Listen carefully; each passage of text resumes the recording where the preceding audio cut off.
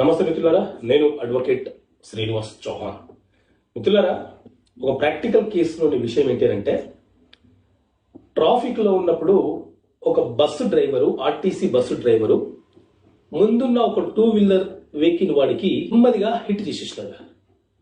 వెంటనే ఆ 2 wheeler vehicle అతను అనాలోచితంగా, ఆవేశంగా బస్సులో కూర్చున్నటువంటి డ్రైవర్ యొక్క కాలర్ పట్టుకొని కొట్టేసినాడు.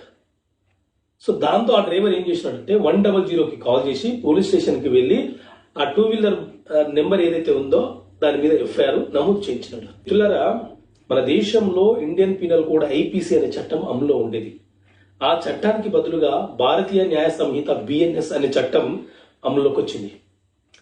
ఈ చట్టంలోని సెక్షన్ 121, 122 మరియు 132 ఏం చెప్తున్నాయంటే, ఎవరైనా ఒక ప్రభుత్వ